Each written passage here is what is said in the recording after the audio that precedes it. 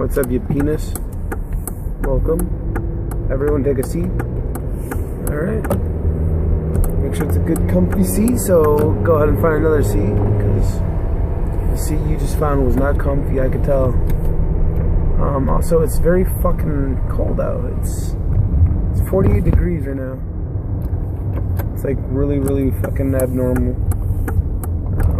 So, I'm loving it. Are you guys loving it? Because I know I am. I was gonna talk about something, and then the sleepiness kicked in. I don't have any products to review, so I guess I can talk about the anime titled The 7 Deadly Sins. It's on a Netflix. It's a Netflix exclusive, but if you Google hard enough, you can probably find it. So I went into this completely blind. I've never heard anything about it. I've never seen anything about it. My only experience with this series is Maria Mallet, I believe her username is. She did a cosplay for one of the characters, and I always thought, like, oh, that's some weird. I thought it was Samus at first, but then I was like, no, okay, so it's a character from the show. Alright.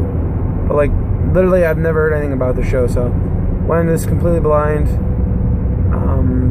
Came out pretty decently satisfied, I guess. It's just one of those series that you just need to shut your brain off and just watch it. Don't try to think too much about it. There's not much theorizing you can do or anything like that. So you pretty much just sit down and enjoy.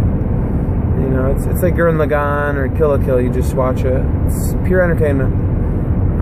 So going into this anime, the story is pretty straightforward. It takes place in the medieval days where there's monsters, and not so much monsters. Monsters kind of on the brink of being completely like destroyed. And at this point in the story, there's only a couple that we actually get to see. But it takes place in, I guess technically it does take place in Europe, in Britain. King Arthur's in it. Britannia is the main setting of the story, but they start talking about Camelot near the end of it. So that stuff doesn't matter at all. The main story is basically the kingdom of, I can't remember the name because it's irrelevant. Basically, this kingdom goes under a coup de la front. Pretty much the kingdom's army decides to rebel, and they basically take the king captive. They poison him to make him sick enough that they can get him out of the picture, and so that leaves basically the kingdom under control of the people that are in charge of the knights. The knights, of course, being super badasses, basically superheroes. They all have like superpowers, and they're at peak physical strength and shit like that. They can summon elements. They can do magic. They can fight. They can blow up walls and buildings and all stuff. So pretty much the story is about this whole like rebellion happening, and the princess escapes to try to get this rebel faction who's already rebelled against the kingdom. They're basically like the 7 best knights they ever had. So they basically, she goes out there to find these 7 knights, bring them back to the kingdom to go and kill the knights that are taken over.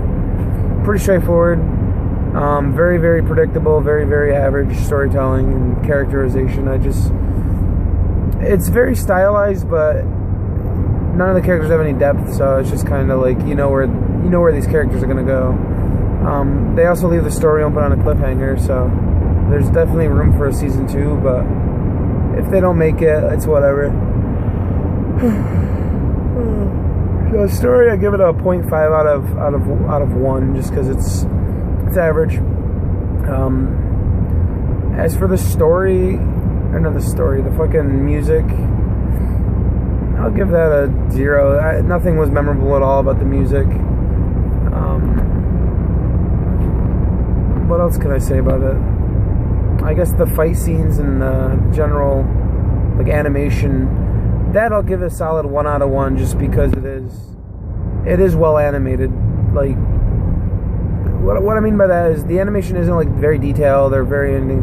It's colorful, it's very bright, and a lot of shit is happening on screen, and it's fluid. A lot of animes will jip the fight scenes and make it a lot of reused frames and stuff, but this is pretty straightforward, good stuff. So I give it a 1.5 out of 3. It's very average. It's a very short Frazzog. I'm sorry, but I got